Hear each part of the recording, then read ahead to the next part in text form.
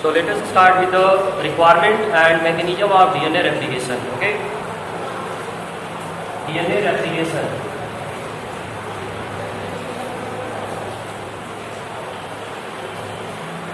And under the DNA replication, we will discuss about first of all the requirement of DNA replication, requirement, and then we will discuss about the mechanism. Okay. So first topic we are going to discuss about the requirement of DNA replication. So the main requirement involve the raw material as well as the catalyst, which is known as the enzymes. Biological catalyst is the enzyme. So first of all, the first requirement involves the enzymes. So a number of enzymes required to perform various processes involved in replication of DNA. DNA के replication में अलग अलग step पे आपको अलग अलग enzymes की requirement होगी. तो इन एंजाइम्स के बारे में हम लोग पढ़ेंगे. पहला एंजाइम बताने जा रहे हैं, that is the helicase enzyme. Helicase, as the name helicase, it is related to the helix of the DNA. DNA helix से रिलेटेड ये टर्म दिया गया है, helicase. Okay, so helicase is responsible to separate the helix or open or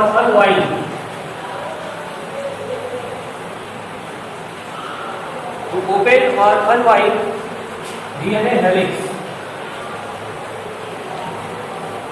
भाई. ये कैसे DNA helix को ओपन करता है, जिससे बनता क्या, रेप्लिकेशन फॉर्म बनता है. ये जब अनवाइंड होता है डीएनए का स्ट्रैंड और हेलिक्स ऑफ डीएनए, तो ये बनेगा डीएनए रेप्लिकेशन फॉर्म क्रिएट होगा by cutting hydrogen bond. Okay, so दो polynucleotide chain or two strand of DNA remain attached to one another with the help of hydrogen bond. Adenine attached to thymine with two hydrogen bond and cytosine attached to guanine with three hydrogen bond. Okay, तो ये hydrogen bond को क्या करता है, cut कर देता है helicase enzyme, जिससे रेप्लिकेशन फॉर्म जो है क्रिएट होता है. Means unwinding of the DNA helix. DNA helix की अनवाइंडिंग होती है. जैसे रस्सी में जो है दो पार्ट होता है, उसको खींचने पे रस्सी के बीच का टेंशन कम होता है और ये जो है अलग होते हैं. तो इस तरह से हेलिकेज एंजाइम वर्क करता है हाइड्रोजन बॉन्ड को कट करके. अगला जो है the next group of enzyme, it is called tocoisomerase. Tocoisomerase. So tocoisomerase, it is responsible to reduce the tension. Okay, to reduce the tension.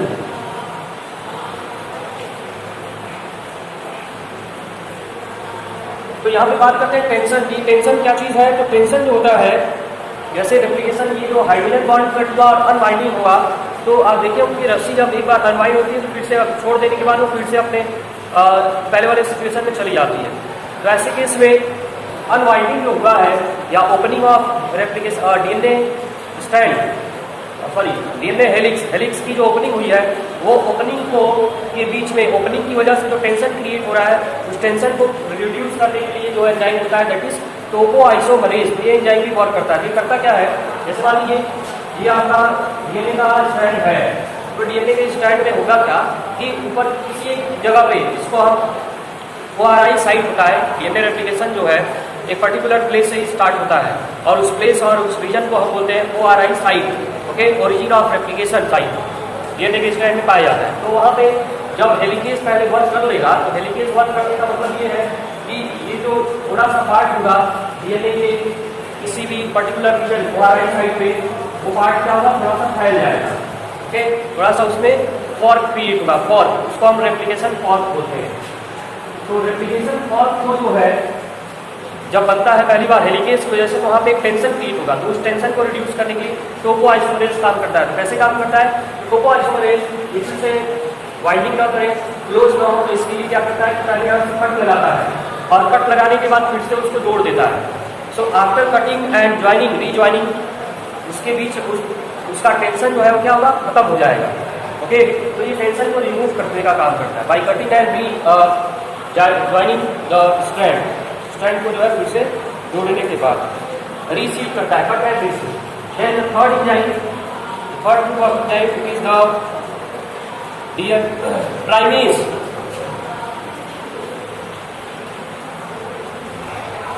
अब देखिए ये जो है हेलिकेज एंड टोपोआइसोमरेज, ये दोनों ही मिलकर के रेप्लिकेशन फॉर्म बनाए और उस रेप्लिकेशन फॉर्म को क्या किए, स्टेबल बना दिए। मीन्स अब उसमें टेंशन नहीं रह गया।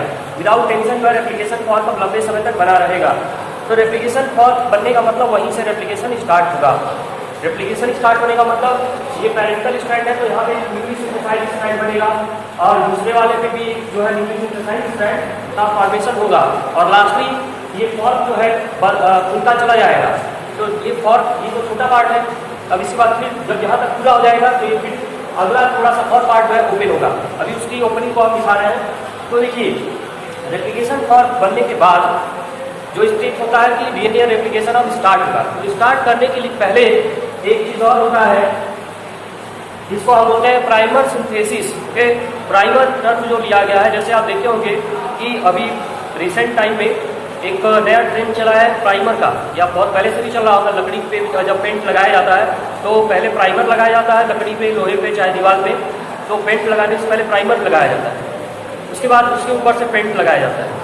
तो प्राइमर का काम क्या करता है, ये पेंट को जो है दीवार से या लकड़ी से या फिर लोहे से फिक्स कर देता है। मीन्स उसका जो स्ट्रेंथ होता है वो बढ़ जाता है। ओके, मीन्स प्राइमर जो है पेंट को सरफेस से, किसी भी सरफेस से फिक्स करने में हेल्प करता है। तो इसी तरह से डीएनए रेप्लिकेशन के समय या डीएनए रेप्लिकेशन से पहले जो न्यूक्लियोटाइड जुड़ेगा, न्यू स्ट्रैंड बनेगा, तो न्यू सिंथेसिस होगा स्ट्रैंड का। उसका कनेक्शन पहले पैरेंटल स्ट्रैंड से जो है जुड़ाव करने के लिए प्राइमर की जरूरत होती है। सो प्राइमर जो सिंथेसिस होगा प्राइमेज एंजाइम। प्राइमेज एंजाइम क्या करता है, प्राइमर सिंथेसिस करेगा। प्राइमर सिंथेसिस एंड प्राइमर कुछ और नहीं होता है, primer is a small chain of RNA. Okay, ये आरएनए का एक छोटा चेन होता है, स्मॉल सेगमेंट ऑफ आरएनए। फिर ये आरएनए का छोटा सा सेगमेंट होता है जो कि रेप्लिकेशन फॉर्म, जहाँ से रेप्लिकेशन स्टार्ट होना रहता है वहीं पे जाकर ये डीएनए से जुड़ जाता है बाई हाइड्रोजन बॉन्ड। अब ये जब जुड़ जाएगा तो इसी से जो है यहाँ से अगला न्यूक्लियोटाइड जुड़ता चला जाएगा और ये चेन बनेगा। तो प्राइमर सिंथेसिस होता है primase enzyme. Okay, and next after primase the main enzyme, catalytic enzyme for DNA replication, it is the DNA polymerase.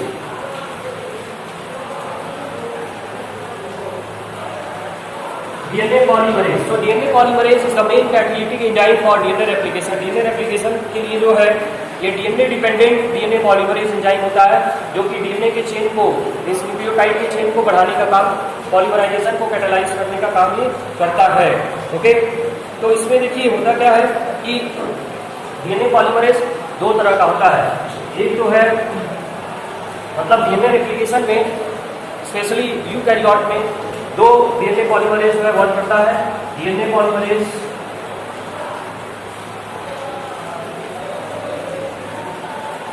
First and DNA polymerase third.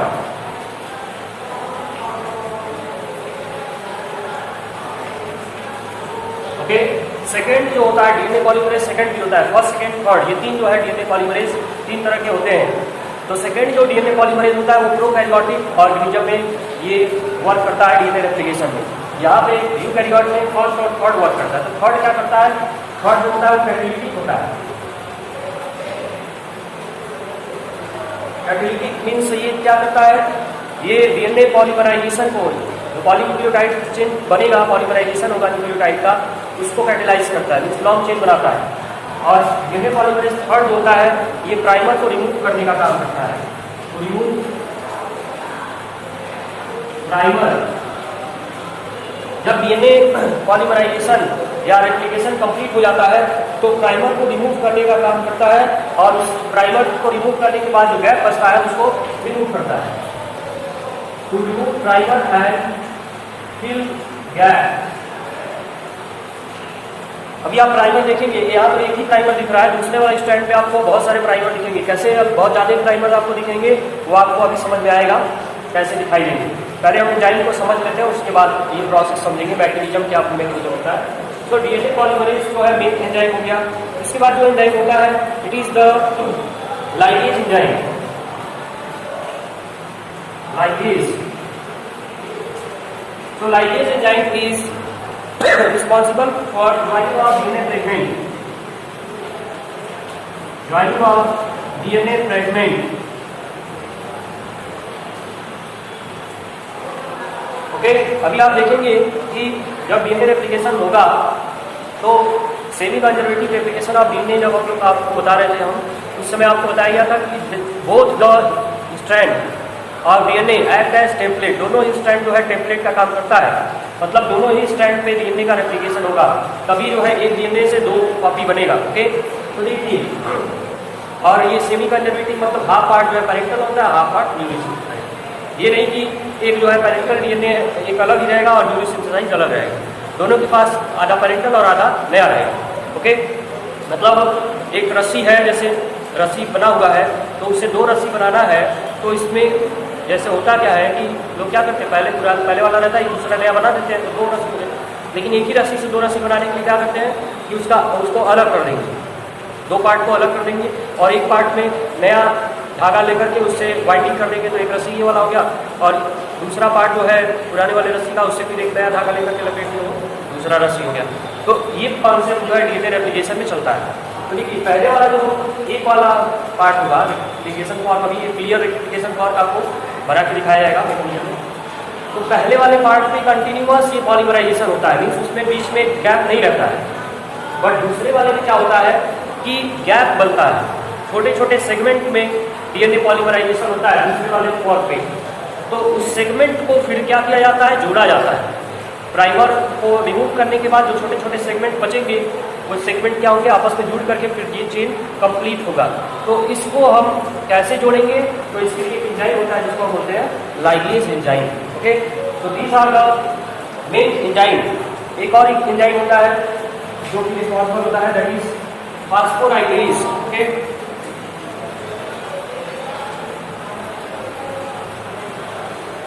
फास्फोराइलेज, फास्फोराइलेज होता है, it is for phosphorylation. Okay, phosphorylation means the formation of phosphodiester bond or phosphoester bond. So bond formation take place with the help of phosphorylation, and along with the bond formation, phosphorylation or phosphorylase also responsible to activate the inactive nucleotide. जो inactive nucleotide होते हैं उसको active nucleotide में convert करने के लिए phosphorylation का role होता है। Okay, phosphorylation. And now, so these are the various enzymes which take part in the process of DNA replication. The raw material, okay, activation of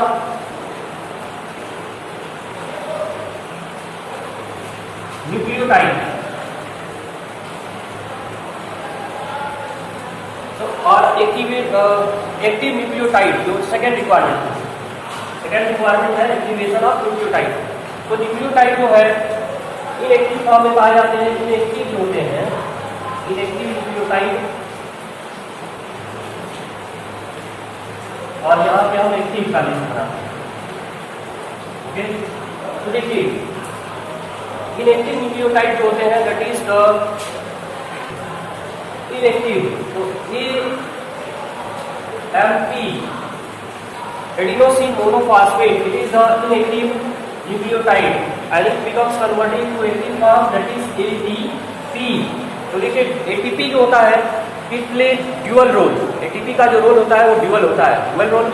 dual role of ATP means यह energy भी provide करता है by removing the phosphate bond. Okay, phosphate bond जो होता है वो break होने के बाद एनर्जी भी रिलीज होता है इससे, जो कि यूटिलाइज होता है।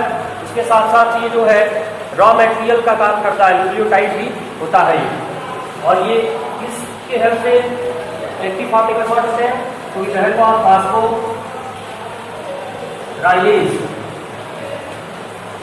फास्फोराइलेज, okay, then TMP can converted into TTP, okay, thymine sorry thymosin, ये एडिनोसिन हो गया, यहाँ पे थाइमोसिन, थाइमोसिन का मोनोफॉस्फेट, थाइमोसिन ट्राइफॉस्फेट में convert. Then cytosine is converted into CTP and GMP is converted into GTP. So these are the active form और ये जो है inactive form है। Okay, the first stage that is opening of helix for using helicase enzyme। तो opening के लिए होता क्या है, जैसे कि आपका DNA का चेन है बड़ा सा, यहाँ पे हम हेलिक्स नहीं दिखा रहे हैं, जैसे हेलिक्स तो दिखाना पॉसिबल है नहीं, यहाँ पे ये 3 डायमेंशनल उसका स्ट्रक्चर होता है। तो बोर्ड पे आप समझिए कि ये जो है डीएनए का डबल हेलिक्स या क्या बोलते हैं 2 स्ट्रैंड है, 2 स्ट्रैंड है डीएनए का, जो कि आपस में जुड़ा है किससे, हाइड्रोजन बॉन्ड से। तो ये जुड़े हुए हैं तो किस फॉर्म में, हेलिकल फॉर्म में, हेलिक्स के फॉर्म में। अब इस हेलिक्स का क्या होगा, ओपनिंग होगा, तो ओपनिंग होगा तो क्या बनेगा, रेप्लिकेशन फॉर्क बनेगा, जिसको हम रेप्लिकेशन फॉर्क बोलते हैं। तो देखिए यहाँ पे ओपनिंग कैसे होगा, तो ये जो है कुछ पार्ट यहाँ इधर ओपन हो जाएगा और कुछ पार्ट जो है इधर ओपन हो जाएगा। ओके, इसी को हम बोलते हैं opening of helix.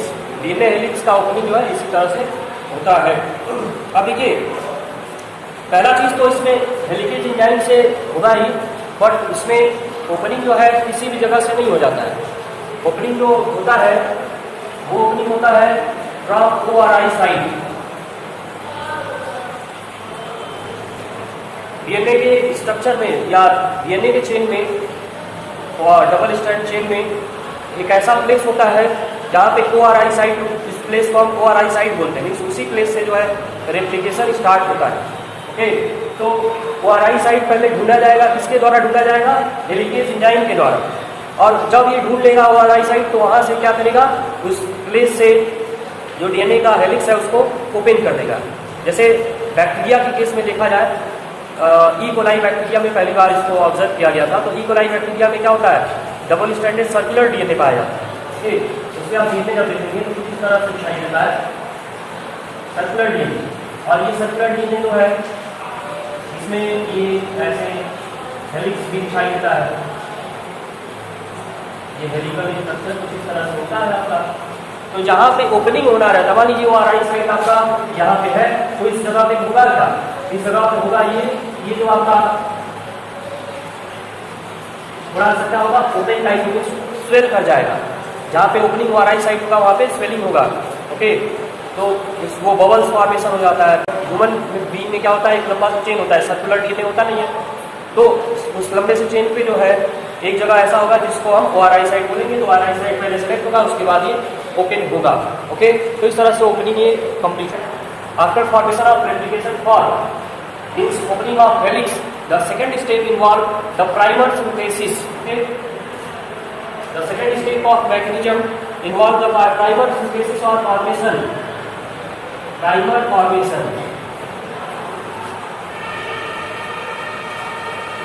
and primer formation take place with the help of an enzyme.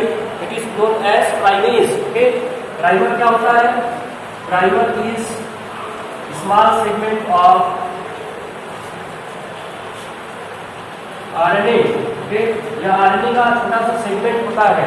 Suppose ये छोटे छोटे न्यूक्लियोटाइड है, जुड़ते चले गए और ये क्या बना दिए, दिस इज द प्राइमर। ये जो है छोटा सा सेगमेंट हो गया डीएनए का, यही हो गया primer.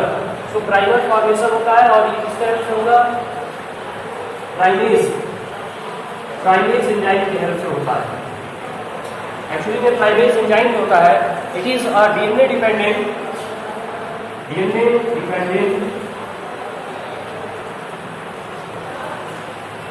RNA polymerase। Okay, primase को हम अदर वर्ड में RNA polymerase भी बोल सकते हैं। It is a DNA dependent RNA polymerase।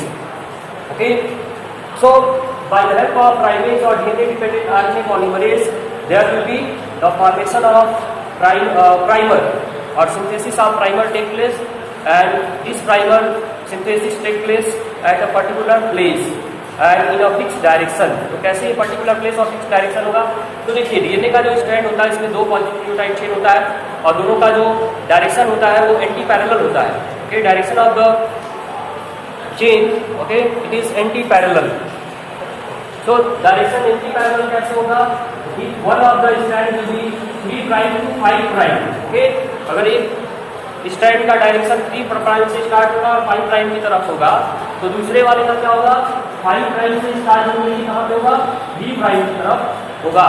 Okay, and always the replication of DNA it is take place in the direction of 5 prime to 3 prime.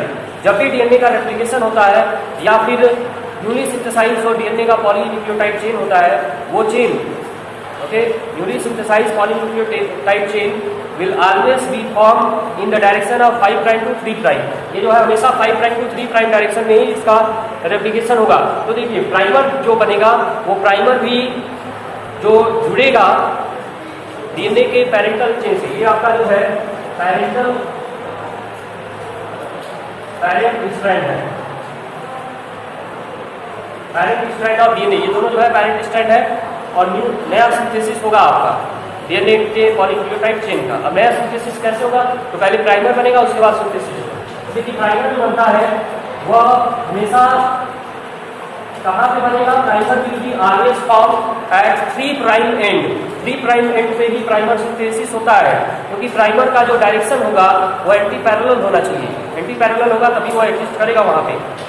Anti parallel वाली property आपको DNA के structure में बता दिया गया था। तो primer synthesis will be take place always in the direction of 5 prime to 3 prime. Okay, means primer जो बनेगा वो हमेशा 3 प्राइम वाले एंड पे ही बनेगा। अब यहाँ पे इस वाले स्ट्रैंड पे 3 प्राइम टू 5 प्राइम वाला जो स्ट्रैंड है, इस पे तो 3 प्राइम आपको दिख रहा है, लेकिन दूसरे वाले में 3 प्राइम जो दिख रहा है आपको 3 प्राइम एंड, वो क्या है? वो जो है अनवाइंड नहीं है, वो अभी हेलिक्स फॉर्म में ही है। अनवाइंडिंग कहाँ से हुआ? यहाँ से अनवाइंडिंग हुआ है दूसरे स्ट्रैंड का। तो यहाँ पे हम 3 प्राइम जो है इसको मानेंगे। अनवाइंड जो 3 प्राइम होगा सेकेंड वाले स्ट्रैंड का, पैरेंटल स्ट्रैंड का जो अनवाइंड स्ट्रक्चर ऑफ 3 प्राइम होगा वो यहाँ से स्टार्ट होगा। मीन्स सेकेंड स्ट्रैंड पे जो प्राइमर बनेगा वो प्राइमर आपका यहाँ पे बनेगा। ओके, प्राइमर भी जो है हाइड्रोजन बॉन्ड से जुड़ जाते हैं, इससे जुड़ जाएंगे पैरेंटल डीएनए स्ट्रैंड से। ओके, अब प्राइमर देखिए पहले वाले स्ट्रैंड पे जहाँ पे 3 प्राइम एंड पे प्राइमर बन गया, और इस स्ट्रैंड को हम कंटिन्यूअस स्ट्रैंड बोलते हैं। कंटिन्यूअस स्ट्रैंड हम इसलिए इसको बोलेंगे क्योंकि इस वाले स्ट्रैंड पे जो पॉलीमराइजेशन होगा न्यूक्लियोटाइड का इट विल बी कंटिन्यूअस। ये कंटिन्यूअस पॉलीमराइजेशन इसमें होगा, और दूसरे वाले पे जो है डिसकंटिन्यूअस होगा, इसलिए इसको हम डिसकंटिन्यूअस स्ट्रैंड बोलेंगे। Discontinuous strand.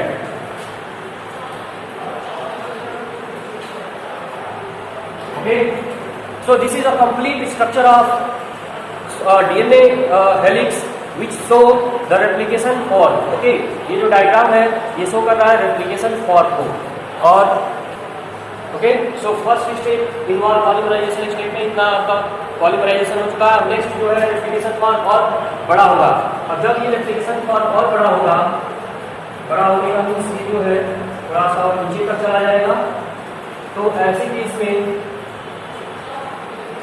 रेप्लिकेशन फॉर्म और लंबा हो गया, 3 prime to 5 prime and 5 prime to 3 prime.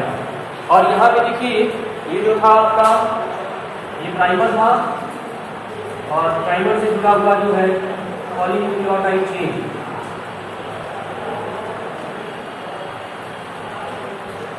And then polynucleotide chain यहाँ तक आपका पहुँच चुका है, और ये फिर से क्या हुआ? रेप्लिकेशन फॉर्म कितना लंबा हो गया है। अब इस वाले में क्या था? प्राइमर यहाँ पे बना हुआ था, here is the primer form. पहली बार यहाँ इस वाले केस में देखा जाए तो प्राइमर का अब यहाँ पे चला गया प्राइमर लंबा, और ये जो है बहुत लंबा हुआ है।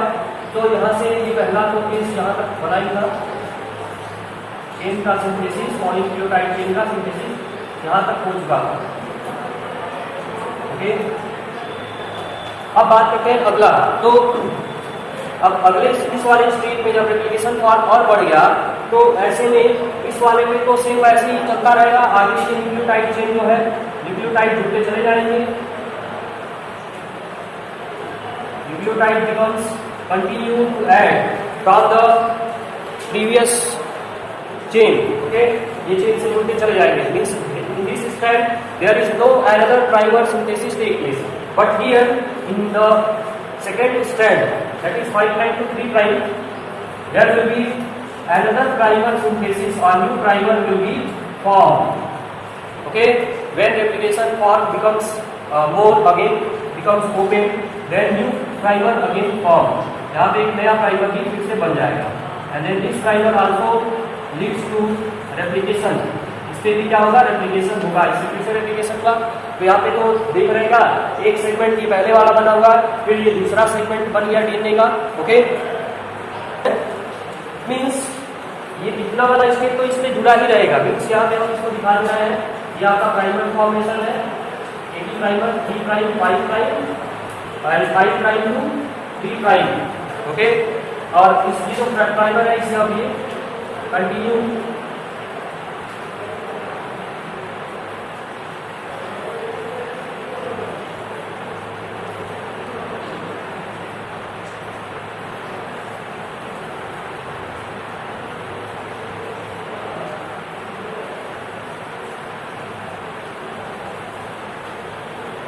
ओके। सो एक चीज देखिए यहाँ तक, तो यहाँ तक ये बना हुआ था पहले से, अब आगे क्या हो गया, पॉलीमराइजेशन हो गया, तो ये इसमें क्या हो गया, कंप्लीट चेन बन गया। और इस वाले में क्या था, यहाँ तक तो बना हुआ था, ये वाला पहले वाला आप पहले बना रहे हैं,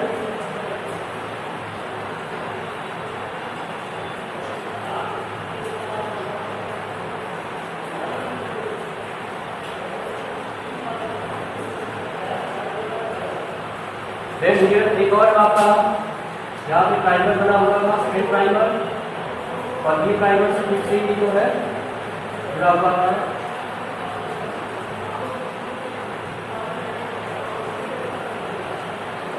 एंड नाउ इस वाले स्टैंड पे एक प्राइमर और आपका बनेगा, तो ये प्राइमर कहाँ पे बनेगा, ये थर्ड प्राइम पे प्राइमर फिर से सिंथेसाइज होगा। अब ये प्राइमर जब बनेगा तभी जो है ये फिर से न्यूक्लियोटाइड का चेन जुड़ेगा।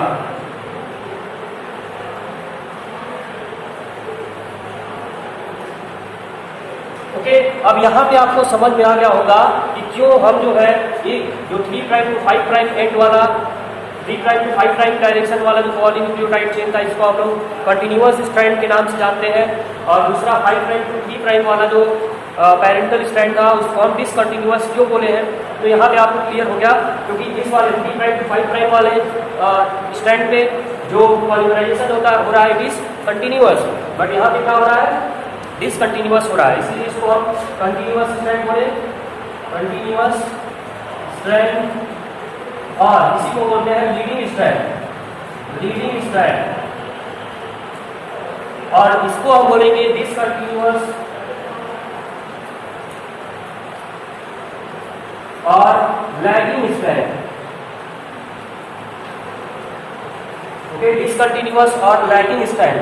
While the fragment or segment of DNA which is formed, यहाँ पे आपको 3 सेगमेंट दिखाई दे रहा है, ये एक सेगमेंट हो गया, फिर यहाँ से जो है ये दूसरा सेगमेंट हो गया, और ये आपका जो है तीसरा सेगमेंट हो गया। मीन्स ये फ्रैगमेंट में बन रहा है, डीएनए का जो चेन बन रहा है दूसरे वाले स्ट्रैंड पे डिसकंटिन्यूअस पे, ये फ्रैगमेंट में बन रहा है, इसको हम बोलते हैं क्या, this is known as Okazaki fragment, Okazaki fragment. Okay, means the Okazaki fragment form on the lagging strand of the parental DNA. So in this way the complete replication of DNA take place, and then in last step the last enzyme जिसके बारे में आपको बताया गया था, ligase enzyme. सो ligase enzyme क्या करेगा, ये जितने भी फ्रैगमेंट्स हैं उस सारे फ्रैगमेंट्स में से लाइगेज तो रहेगा, उसके साथ साथ आपका जो है DNA polymerase first, DNA polymerase third जो है पॉलीमराइजेशन कराएगा, और डीएनए पॉलीमरेज फर्स्ट जो होगा that DNA polymerase will be responsible for the removal of primer. ये प्राइमर जो है इस वाले में 3 प्राइमर है तो तीनों प्राइमर को रिमूव कर देगा, इस वाले पे एक है इसको एक को रिमूव कर देगा, और रिमूव करने के बाद जो है ये जो फ्रैगमेंट्स हैं इस वाले स्ट्रैंड पे होगा जाके फ्रैगमेंट उनको आपस में जोड़ देगा। कौन जोड़ेगा, तो जोड़ने का काम जो करेगा वो लास्ट वाला एंजाइम आपको बताए थे, ligase enzyme. Okay, ligase enzyme से ये फ्रैगमेंट जो है कनेक्ट हो जाएंगे। ओके, द रेप्लिकेशन जो प्रोसेस होता है वह डीएनए डिपेंडेंट डीएनए पॉलीमरेज किस डायरेक्शन में करता है, always in 5 prime to 3 prime direction, हमेशा 5 प्राइम से 3 प्राइम डायरेक्शन में ही रेप्लिकेशन प्रोसेस